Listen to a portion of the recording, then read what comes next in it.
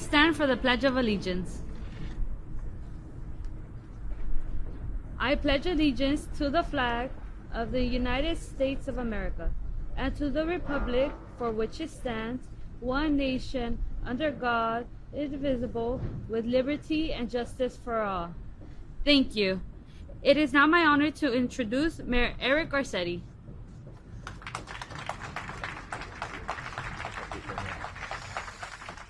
Thank you.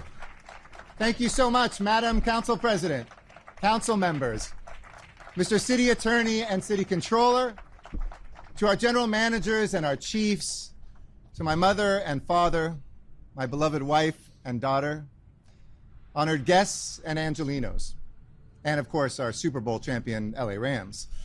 Good morning and thank you. And thank you, Kenya, for leading us in the Pledge of Allegiance.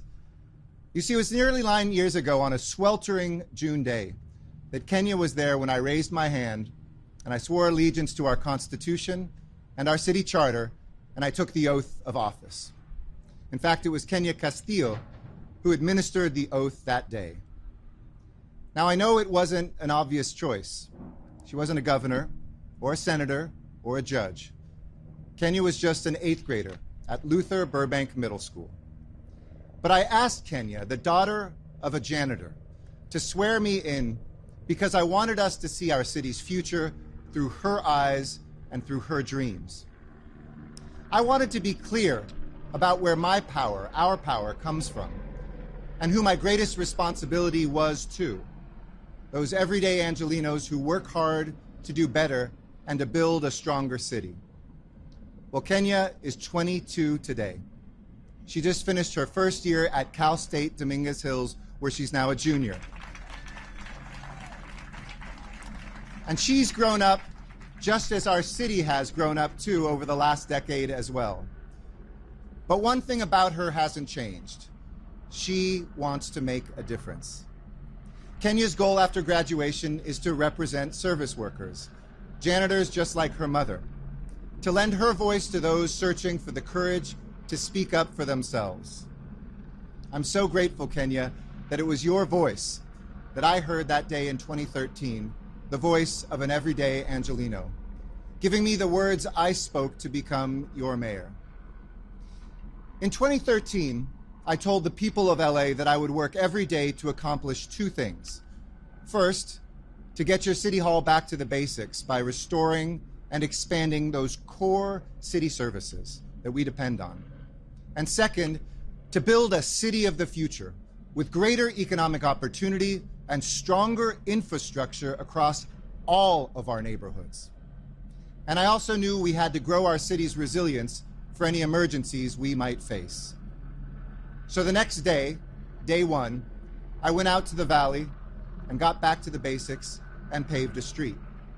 And today, a pothole gets filled almost 6 days faster than it did in 2014. And 2/3 of our streets are rated in good condition versus less than half back on my first day in office. I said after years of hearing no from ourselves and from others that we would build more housing, lay down more metro lines, get transit to the airport, replace our broken pipes and sagging power lines, invest in our aging port, increase our resiliency, raise our minimum wage to reduce poverty, expand access to college, and get your 311 and DWP calls answered, and answered fast.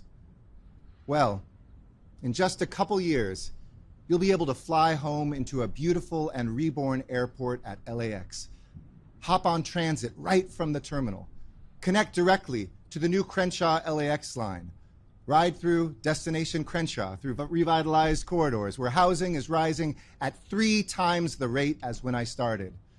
And ride through a city that led the movement to raise the minimum wage, reduced poverty by 27%, and quadrupled the number of youth jobs.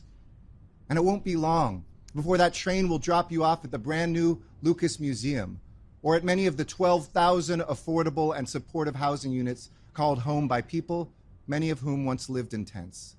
And 6 summers from now, you'll ride right to the Coliseum for the opening ceremonies of the Olympic and Paralympic Games.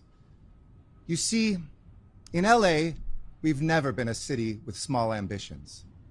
From our humble beginnings as a dusty pueblo built on the original Tongva land that we now inhabit, to our emergence as the third largest urban economy in the world, we do big things in LA.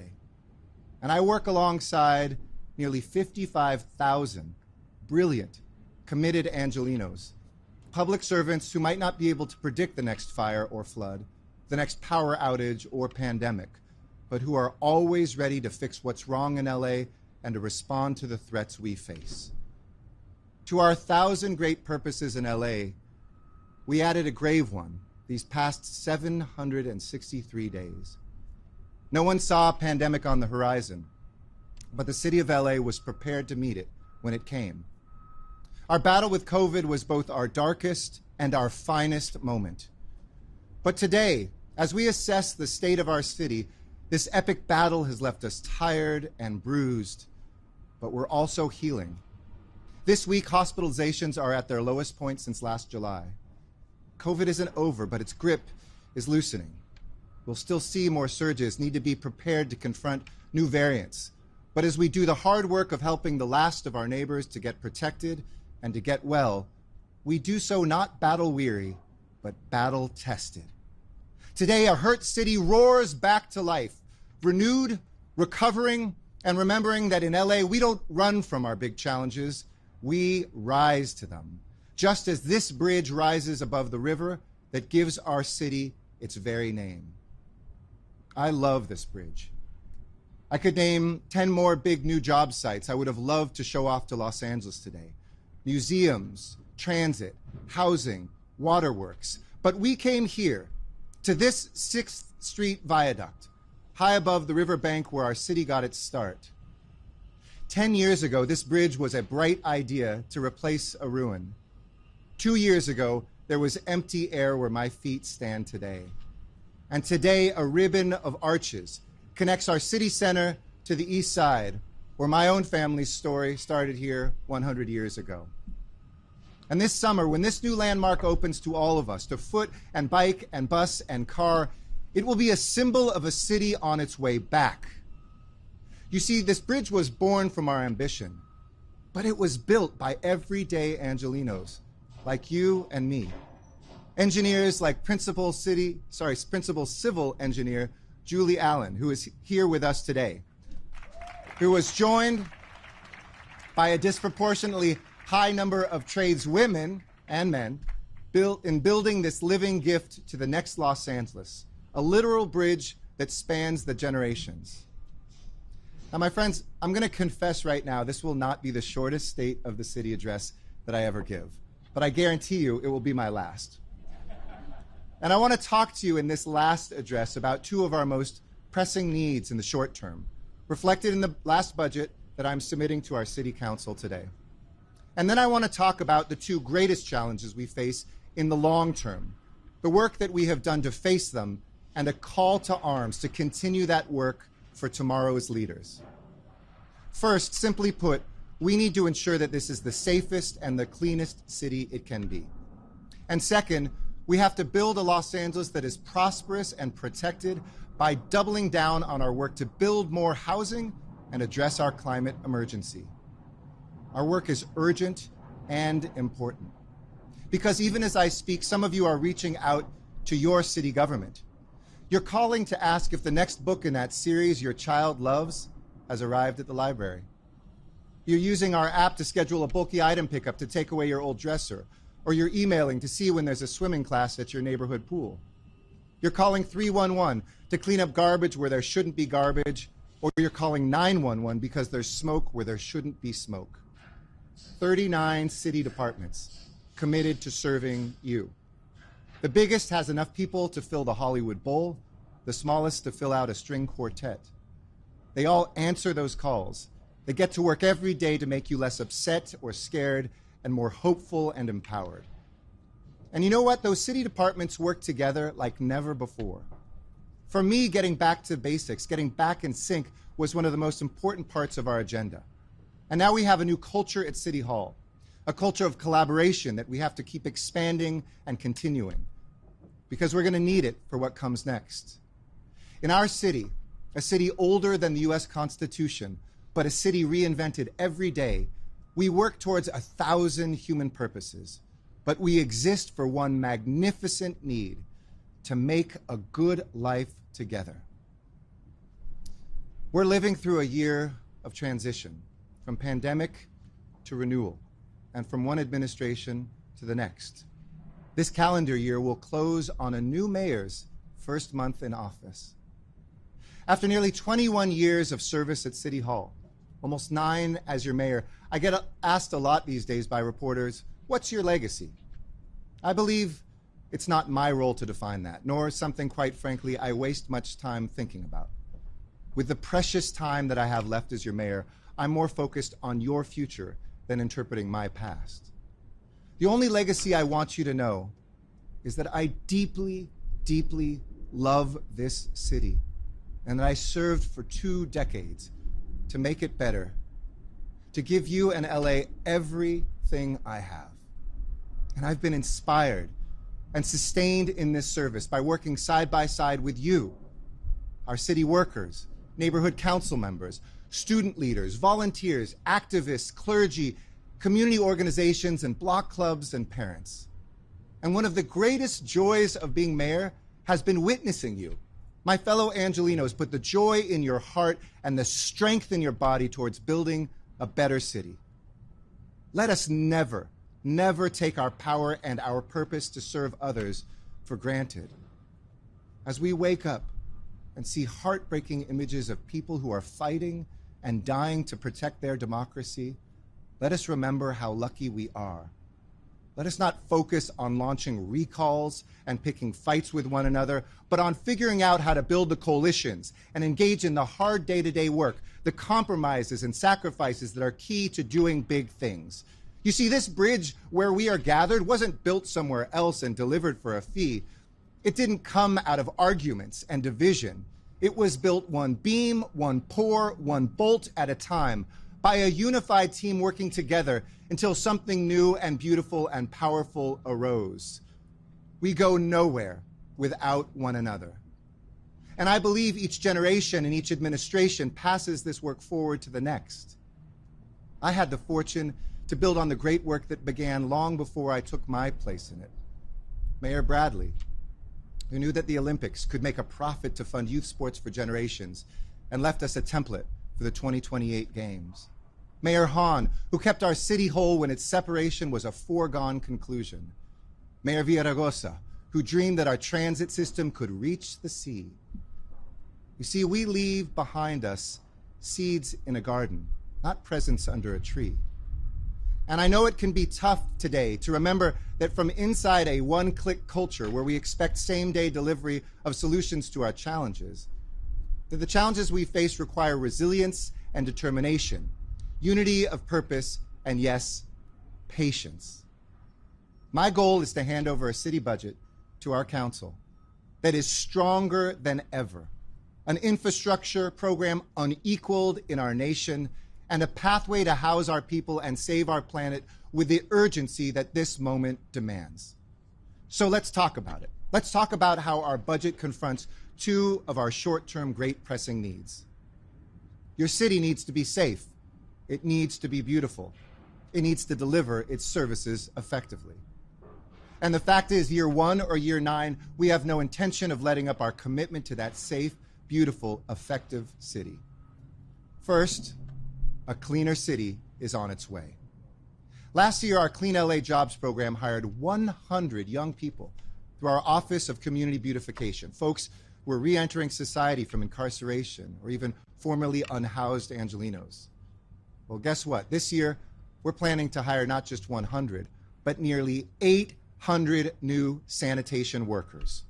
These will be our neighbors, hired to care for our neighborhoods, so that no third grader walking to school will see a city filled with trash or an off-ramp cluttered with litter. And you will see the results that they deliver in your neighborhood. Right now, it takes us 7 days to respond to illegal dumping cleanup requests. We're going to bring that down to 3. And thank you to Councilmember O'Farrell for partnering with us to get this done. In every council district, Care Plus teams will provide badly needed services to our folks in encampments, providing public health and hygiene for them and facilitating their move towards housing. But second, this budget will also bring about a safer city. Now, I know that public safety is top of mind for many of us. And while Los Angeles is safer today than it was in years past and far safer than it was a generation ago, every act of violence casts a long shadow. From every conversation I have with the families of victims, from every time someone's home or car is broken into, I know it violates our peace of mind. It forces us to retreat, and our response requires urgency and resources. Crime spiked across America during this pandemic. Police officers felt demoralized. Communities felt let down, disconnected, and even disrespected by public safety strategies. Our mental health crises spiked, and too many people armed themselves with too many guns. So we went to work. And in 2021, LAPD and our gun buyback program got over 9,000 guns off our streets and doubled the number of seized ghost guns, those untraceable guns linked to 19 homicides in our city in the last year alone, guns that City Attorney Feuer has targeted with lawsuits. Today, homicides are down 7% last year, even as that number rises in other cities. And altogether, since 2013, we've taken nearly 70,000 dangerous weapons off our streets. On Monday, I joined President Biden at the White House, where we stood with a young woman, Mia Treta. She lost her best friend, Dominic Blackwell, in the 2019 school shooting at Saugus High School in Santa Clarita, and she too was shot. Flying home, I ran into Dominic's parents and talked to them, a reminder of what our entire world loses when one life is lost. They, and this is why this work matters. Since I've been mayor, I've continued to improve our department and its work and expand our public safety partnerships. Since I've been mayor, we've added on average more than 700,000 more patrol hours to your neighborhoods, a year to our city since 2013, while we ended pretextual stops at the same time. We've lifted up our heroes in the LAPD, equipped them with body cams, trained them on de-escalation, how to better recognize bias, upgraded their cars and technologies, and expanded the Community Safety Partnership, a national model for engaging communities and building trust. And when crime went up 6 years ago, we helped support the department in their work. But we also widened the circle beyond just the LAPD. We expanded domestic abuse response teams to serve domestic violence victims in every division in our city. We grew GRID, our gang reduction and youth development program, to cover 50% more territory with skilled and brave interventionists who keep the peace. When we saw an alarming rise in smash and grab and follow home robberies, we let our detectives go to work and again saw the results. And since the end of last year, smash and grabs have fallen 56%, and we've made crucial arrests to disrupt follow home robbery rings. And while police are making those critical arrests and COVID's threat becomes more manageable, we need our judicial system to both protect and reform. We need our courts to open, our jails to transform, and much more takes place on our streets long before people ever come into contact with the justice system. The alternatives to policing and incarceration that we know we so badly need have taken off here in LA. In partnership with LA County, we launched one of the nation's most ambitious mental health response programs, sending vans out into our communities 24/7 through 911 to provide critically needed psychiatric care. Since the start of the year, we've deployed our 2 therapeutic vans 278 times from fire stations downtown and on the west side. And get this, over 90% of the people that we reached, rather than being transported to a hospital and released with no help, were treated on scene or transported to the mental health care that they need. Instead of taking firefighters and police officers off the streets for hours to try to address mental health problems, we're giving people that are suffering the help that they need and that our city demands. Our budget funds these 2 vans and will add 3 more in South LA and the Valley, together giving us the capacity to respond to 9,000 traumatic calls by year's end to end that trauma we see on our streets. And thank you to Councilmember Rodriguez and others for making this a reality. CIRCLE, which stands for Crisis and Incident Response, through community-led engagement, a program that meets people where they are with proactive, sustained outreach on our streets, diverting non-emergency 911 calls related to homelessness to more mental health care experts and crisis workers, many of whom have lived on the streets themselves. Since launching in November, our teams have provided over 160 new housing referrals. And in this year alone, our unarmed circle teams have responded to more than 1,200 situations in Hollywood and Venice. So in the coming fiscal year, we're going to double the number of circle teams, expand their reach to new neighborhoods across our city. Our suicide prevention work, in partnership with Dee Dee Hirsch, diverted over 1,400 calls last year to experts who saved lives.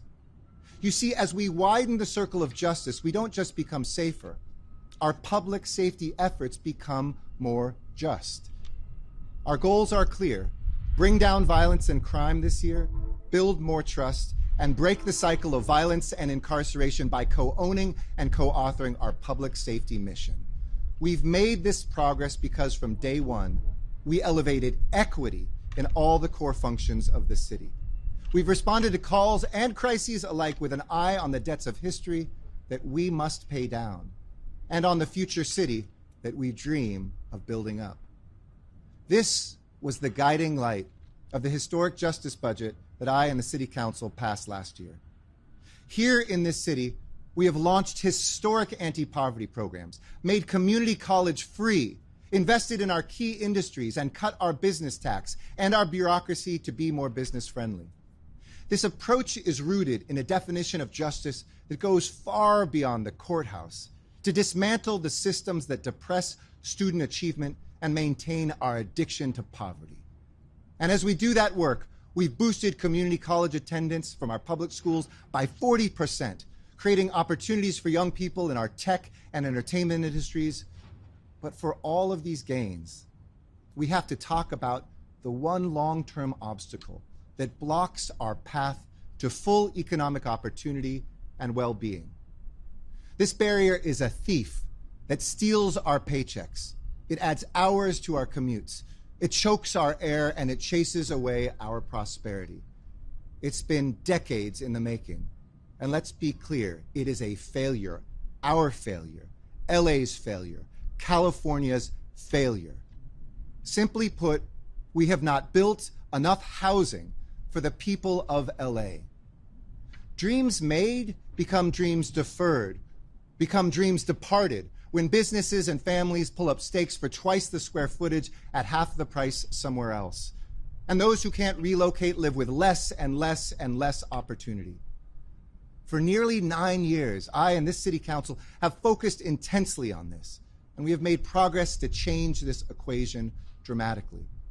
From 2013 to 2019, get this, we tripled, not 10 or 20% increase, tripled the number of housing units built each year in LA, a 300% increase. We increased our annual production of permanent supportive housing units, proven to get and keep people out of homelessness, by 600%. 600%. But this didn't happen automatically. It didn't just emerge from the marketplace. We achieved this through the voters, through hard work, through important reforms, and by embracing powerful tools like our transit-oriented communities, which have added new units and record numbers of affordable housing along our bus and rail lines, and built more affordable housing without a subsidy.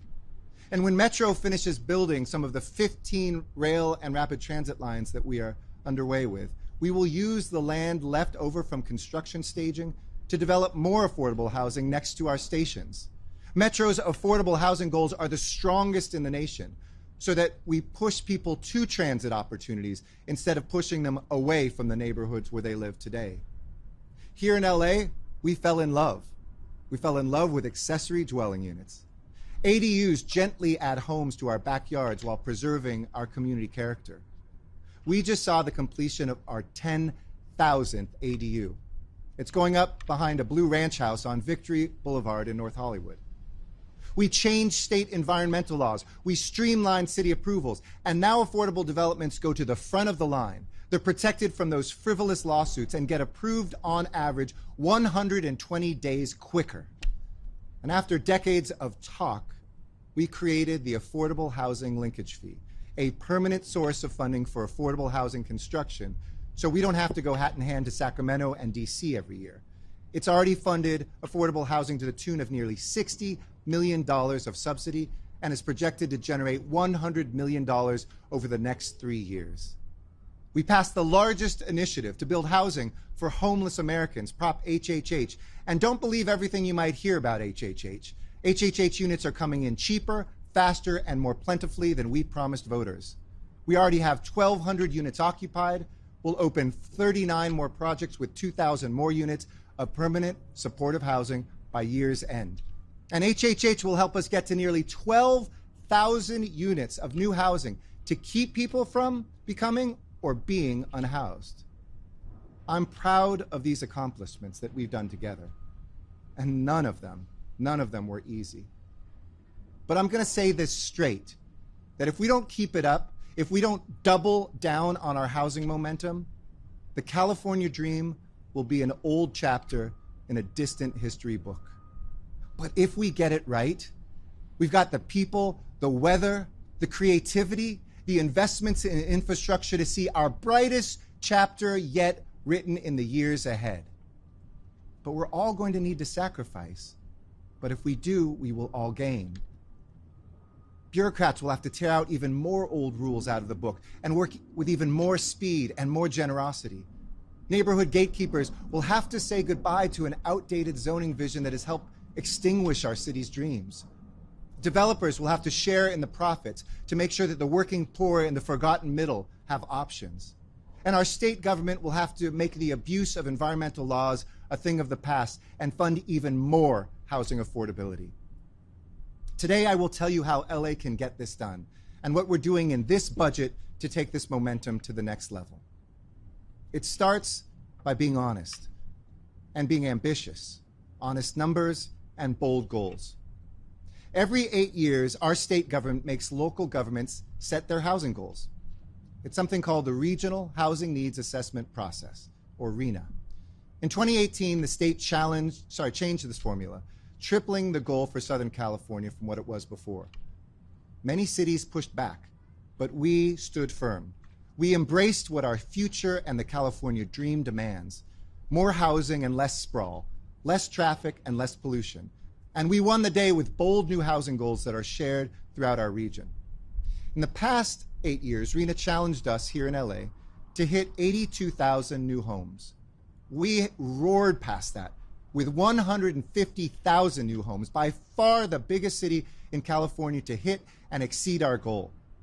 But I'm proud to stand here today and announce the next goal for housing.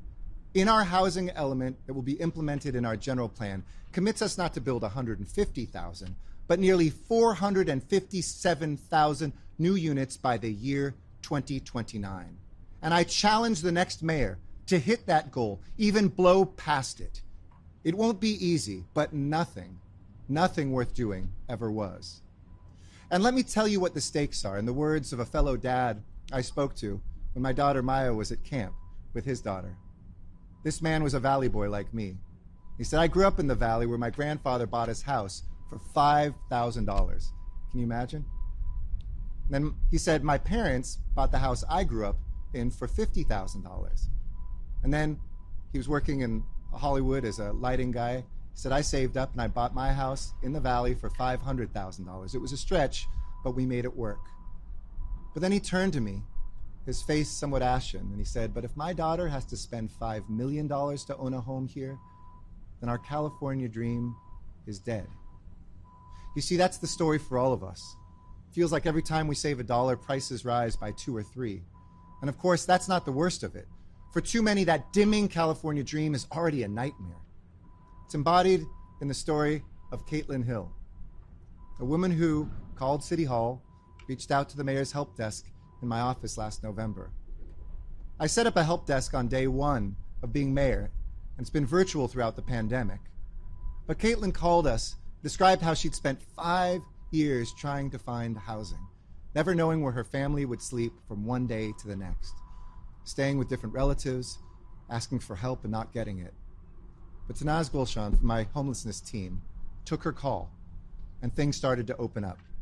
Caitlin and her two beautiful children, her 5-year-old boy and 2-year-old girl, moved first into a bridge home, Casa Azul, near MacArthur Park, something that Councilmember Cedillo poured his heart and passion into to get built. We worked successfully to get her an emergency housing voucher. And voucher in hand, Tanaz took her to an apartment we located in the valley, and her son went right inside, took off his shoes, made himself comfortable, and this little kid, with deep relief and wisdom, said, "This is our new home." I'm so proud of Caitlin and her children, but we've got to open more doors more quickly. We've got to commit, all of us, to saying yes. You see, without a landlord saying yes, Caitlin might still today be unhoused. But through our lease-up program, landlords are saying yes, holding open apartments for our unhoused neighbors in a system that comes with serious incentives. But today we have over 3,300 emergency housing vouchers right now for people waiting for an apartment. So my plea to property owners and property managers, if you saw someone go to sleep in a tent last night, be a part of the solution. Be part of bringing them inside this morning. Go to leaseupla.org and give a family like Caitlin's a chance at hope and a home. How will we build the LA that we dream of? Together, with all of our tools. Let's make transit-oriented communities permanent and build hundreds of thousands of new homes. Let's expand our adaptive reuse laws so now that many of our beautiful commercial buildings that are empty as a result of the pandemic get tens of thousands more homes too. Let's erase the rules that concentrate housing, transit, and jobs and shopping far away from one another, and instead build beautiful boulevards of opportunity across LA. Boulevards that let you walk downstairs to dinner, down the block to shop, and onto transit to go to work the next morning. And let's lean into SB 9, the state law that lets you put 4 homes on a single family lot. Los Angeles is the cradle of American residential innovation, from our beloved bungalow courtyards to our superstar case study homes. 4 homes on a lot is not something new, it's actually quite old. And remember ADUs? Remember how people used to fear that ADUs were going to ruin a neighborhood, and now they're loved? We helped that happen by getting our best local architects and engineers to create forward-looking designs that you can now get over-the-counter approval for today and start building tomorrow. So today I'm announcing we're going to do the same thing for SB 9 development, and we're calling it the Low Rise Design Lab. It's starting with a $500,000 budget in our planning department, and we're going to carve out a new California vernacular with creativity, quadplexes, and LA light. And I'm also proud to announce that we have doubled and redoubled our homelessness budget 5 times. And this year we're going to meet and match our justice budget from last year with over $1 billion to house our unhoused neighbors. And let me challenge whoever comes next to do everything that you can to keep pushing that number higher and higher until homelessness is a distant memory in LA. Here in LA, we've built 10 tiny home villages in just over 1 year, starting in Councilmember Krikorian's district, including the biggest one in the country in Councilmember De Leon's. We opened 20 new bridge home shelters in 24 months, blowing past our initial goal of 15 in the midst of a pandemic, now reaching 27 across LA. And with leaders like Councilmember Lee, we're doing more outreach in every part of the city, from the valley to the harbor. We can write a budget that grapples with our existential problems because our economy is growing, our strategies are working, because for the last 9 years, we didn't kick the can down the road when it came to our infrastructure. When I started as your mayor, our airport was still a nightmare. Our streets were crumbling, our bridges were unsafe, and our transit lines, well, they just weren't being built. We took on the largest infrastructure ambitions of our lifetime, of any city in America, billions of dollars, and now you can start seeing the results. We're in the midst of a massive $15 billion capital improvement program at our world-class airport, together with Councilmember Bonin, and we ensured it would be a first-class neighbor to the folks around. And we accelerated that work during the pandemic. We've invested almost $2.5 billion at the economic engine of our port with Councilmember Buscaino, and its workers saved Christmas and Hanukkah and shattered cargo records while doing it. Today, we create in Los Angeles jobs more quickly than the other 4 largest metro regions in the country. We're experiencing a 21% economic boom since April 2020. We've boosted black and brown incomes by 44 and 43% respectively, when the nation has seen them rise by just 26 and 34%. We expanded our film tax credit, promoted aerospace, cut taxes on small businesses. We're producing great-paying, recession-proof, middle-class careers.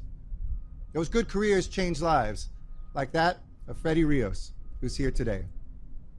Freddie, thank you for joining us. I met Freddie with Councilmember Bonin a few weeks ago and heard his story as we opened up a beautiful new terminal at LAX. Freddie moved to LA last year with his pregnant wife and young son, and they were really struggling.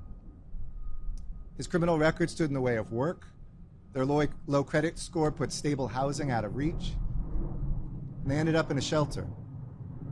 But PATH, People Assisting the Homeless, got them on their feet, and a great contractor working at the airport, Hensel Phelps, took our local hire provision seriously, gave Freddie a chance, and gave Freddie a job.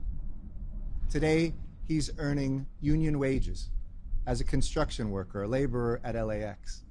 I met him when we cut the ribbon on that terminal that he helped build. For the first time in his life, Freddie has a bank account and a credit card. And Freddie, his wife, and their sons, 7 years and 5 months old, are on a great and stable path forward. You see, Freddie, you're what's at stake when we talk about our economy. Families like yours, their lives, their futures. We're working to end this nation's addiction to poverty in LA by investing in our families and our people, by putting nearly $1.1 billion in rental and utility assistance out to tens of thousands of households to keep them from falling into homelessness in the pandemic. This year, we made Metro free for all kids and community college students. We're investing nearly $40 million alongside Councilmember Price, among others, in the largest guaranteed basic income program in America, which we call Big Leap. In LA, we don't just do one big thing at a time. We do many big things, and we do them together. So my final note today isn't just for our city. It's about our planet and the work ahead to save it. One of the things I love, and I know that you love, about LA is what's all around us. I mean, look at this day. Our weather, it is the most beautiful anywhere on the face of the earth. Here in LA, we can commune with nature in the midst of a dense city. And long before I stepped foot in City Hall, I connected to the natural world through my connection to this city. Whether walking along the Los Angeles River with my father and sister as a young man, where I dreamt of its potential, or my first internship with tree people in high school, where I learned how to plant the seedlings of a healthier city, or growing up next to two freeways where I saw family members and neighbors end up getting cancer and understood how environmentalism and justice have to connect. In City Hall, I've witnessed and helped lead a breathtaking change in how we think about our environment. After a century-long war with the Owens Valley, we went up and made peace, returning more water to the valley while sourcing more water locally. In New Mexico, I recently traveled as we opened the largest wind farm in hemispheric history. We're building the cheapest solar energy and storage project in the country in the Mojave Desert. We're expanding solar power to communities in South LA where it once seemed out of reach. In less than 2 decades, we have made LA America's solar capital and boosted our carbon-free power to 62%. I remember when it was only 2% renewable when I walked into City Hall. We took a utility that on my first day in City Hall was mostly burning coal, whose pipes were bursting, power poles falling, which kept customers on hold on my first day as mayor for 40 minutes, I know because my dad told me, and had no independent oversight, and we turned it around. Today, the great people at DWP answer calls in under 2 minutes. And on Monday, we announced the hiring of DWP's first Inspector General, who will ensure our money is spent responsibly and who will safeguard against any abuse of the public trust. To the next mayor and the future councils of the city, we will pass on the work of City Hall, of environmentalists, everyday Angelinos who have written the most powerful Green New Deal in America. After years of organizing, and thanks to this council, including council members Wesson and Koretz, we are ending oil drilling in our backyards. Can we take that in for a moment? Can we breathe that in? Because long before the first director shouted action in Hollywood, LA was actually built as an oil town. That's not the close of a chapter. That's the beginning of a new book. And through our EV car share program, we're expanding access to electric mobility in our lowest income neighborhoods, while our city buses will be all electric by 2028. And this month we joined with the Port of Los Angeles to launch our Clean Truck Fund so that that economic juggernaut of the San Pedro Bay Port Complex will run on zero emissions in the years ahead. And today, I'm proud to announce that our budget will also include a brand new two-phase $21 million climate equity fund, something that would have not come together without the passion and the persistence of my dear friend, our Council President, Nuri Martinez. This climate equity fund will center our mitigation and resilience efforts in the low-income neighborhoods that bear a disproportionate amount of environmental harm. And through the fund, we're going to hire and train underrepresented and displaced workers to retrofit community-serving buildings for energy efficiency.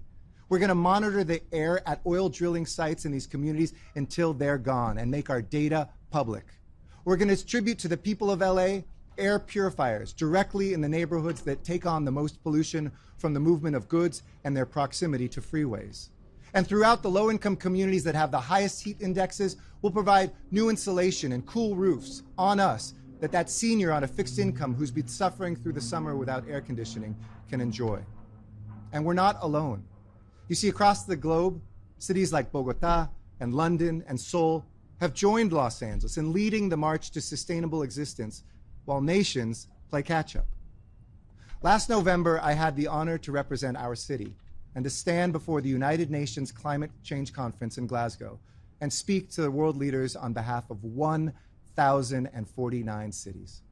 It was one of the most significant and definitely one of the most moving experiences of my life. The cities of the world earned their place on that stage. Collectively, we pledged to reduce global carbon emissions to the equivalent of the fourth to fifth highest emitting country in the world. You see, in cities, we're remaking the basic building blocks of communal life: water, power, transport, buildings. Here in LA, we use 54% less imported water. And thanks to our ambitious Hyperion 2035 and Operation Next plans, our wastewater plants will soon be able to treat billions of new gallons of water for drinking and irrigation, adding to our local supply the equivalent of 2 LA aqueducts. And year-over-year emissions in LA have gone, get this, down 10% to 24% to 36%. And our historic LA 100 plan shows the way to 100% clean power by 2035. So here's my challenge to the next mayor. Just as we've done, accelerate and get there sooner. And you want a head start? Los Angeles will be entirely coal-free by the end of 2025. You see, we can, we will, we must shrink the carbon impact of our built environment in leaps and bounds as we mandate that our municipal buildings are carbon-free and work with stakeholders so that all buildings are carbon-free soon, thanks to Councilmember Ramon's and other council members' leadership. These are among the 445 initiatives of LA's ambitious Green New Deal. They'll get us to carbon neutrality by 2050 or before. And what's more, they'll save 1,650 lives, $16 billion. Oh, and by the way, create 400,000 good-paying green jobs. Follow our plan, and LA will create a zero-carbon energy grid, zero-carbon buildings, zero-carbon transportation, zero waste, and zero wasted water. And when we reach those 5 zeros, we will walk lighter on this land. And we will walk together down those roads where too often our fellow Angelenos have been left in the shadows. You see, because climate justice is our guiding arrow. There's a woman here today who served on the Mayor's Youth Council for Climate Action named Tiana Shaw Wakeman. She came here, was smart enough to move here from Nashville to go to USC. At the time, she wasn't an activist. She didn't know a whole lot about climate change. But then she learned about the Jefferson oil field, not too far from campus, and its impact on communities of color nearby. And it changed her life. So Tiana co-founded Divest SC, the student group that helped get USC to commit to divesting from fossil fuels. She graduated this past spring, USC's first Black valedictorian. And I asked her if she'd be willing to serve. That's right. And I asked her if she'd be willing to serve on our city's new and first Climate Emergency Mobilization Commission. There and in her job at Black Women for Wellness, she helps raise up the voices of underserved communities. If a more environmentally just LA is coming, then I know that Tiana and her fellow activists are going to be the ones to help us get there. Our climate justice commitments goes far beyond righting the wrongs of the past. It's about creating a future of justice and opportunity.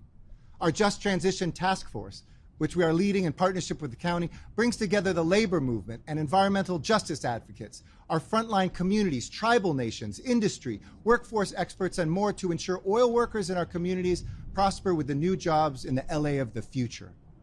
But we can also address climate change right now where people live today. It's as simple as planting a tree, like Councilmember Harris Dawson and I did at Mount Carmel Recreation Center in South LA just this past weekend. It was the kind of day in Los Angeles that reminds me I still have the best job in the world. Remember the people that were out there? There was one woman who was selling 4 kinds of locally grown and made hot sauce. Somebody was playing a ukulele. The women who lead the boards for the DWP, Public Works, and Rec and Parks were there. And we put 200 trees in the ground with our neighbors. I wish all of you could have been there. Because we know in LA temperatures go up where incomes go down. Trees are our most elegant tool to combat that, but not our only one. We're painting cool roofs, and with Councilmember Blumenfield's leadership, we're leading the world in cool pavements, over 60 miles in and counting. It's easy to look at all we have to lose and all we need to do to protect our climate, and some days just feel your hope deflate. But the years tell us things that the days cannot see. And let me tell you what I see 20 years in. I'm witnessing change. Change for the better. On the day 20 years ago that I first took elected office in LA, humanity was looking at a nearly 8-degree Fahrenheit rise by the end of this century. In the 2 decades since, our work and the work of scientists and activists, governments and ordinary people has brought that down by almost 2 degrees. You see, every single thing we do matters. And on that day, 20 years and 10 months ago to be precise, I drove downtown to City Hall right there. The only electric vehicle on the street, and I parked under City Hall East. And I found my way out of the biggest parking garage, P4, that I'd ever been in, and worked for my first 2 weeks in City Hall East. You see, that's where our city council had been meeting for more than 7 years after the Northridge earthquake. Because our city hall, guided skyward by the ambitions and the ideals of our city mothers and fathers, our city hall was badly damaged in that quake. People knew it wasn't inhabitable. Some thought we should pull it down and start again from scratch. But our better angels and our brilliant engineers carried the day. And we kept that building and we lifted it up. We placed seismic footings that could withstand the most dangerous earthquakes. And most importantly, we protected what we loved from the past while building something bold and stronger for the future. Sometimes, like on this bridge, we do start from scratch and build something brand new that the world's never seen before. And sometimes we carry what's come before along through the through line of history while we write our replacement. I believe that leaders are not elected to be popular, but to make the oftentimes unpopular decisions that history demands, to protect our city before the next earthquake hits, to pay down the debts of history and invest in the future no matter how high the volume is on the crisis at hand. I wish I could invite all of LA to join me on this bridge today, but I'm joined by 4 guests who I've already introduced and whose stories hold powerful dreams for our city. Caitlin with her children, who dream of a Los Angeles where everyone has a place to call home. Tiana, my climate advisor, who dreams of a healthy, beautiful, and just city that belongs to all of us. Freddie, who dreams of owning a home one day and taking vacations with his family, traveling through an airport that he helped build. Kenya, who started me off down this road, who swore me into office as your mayor, who dreams of an LA where we all make a difference. I'm so grateful to all of you and to all of you out there. I'm grateful To my fellow elected officials who have sustained me and been by my side in the toughest of times, and my family who's been there every step of the way. And I'm so grateful to this city, you, the leaders who will guide Los Angeles into tomorrow. That police officer I met on Friday at graduation who told me it was the best day of his life. The student I saw yesterday who picked up her first tennis racket in Lincoln Park had nothing but excitement and possibility in her eyes. The new business owner I met with who once was unhoused on Skid Row is now designing and making purses in the creative capital of the world. Their dreams, your dreams. These are the dreams we hold. This is the leadership we need. And to the next mayor who will steward a magnificent city alongside these young people and new families, know I will be rooting for you. Get to energy independence. Recycle 100% of our water. Finish those 15 transit lines. Complete those 12,000 supportive housing units and do 12,000 more in half the time. Throw the best Olympic Games this world has ever seen and leave behind a breathtaking legacy of opportunity.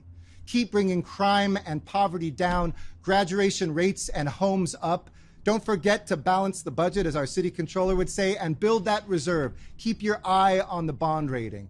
Answer those calls promptly. Push your general managers to do more and hire the great leaders who will push our city to reach beyond its grasp.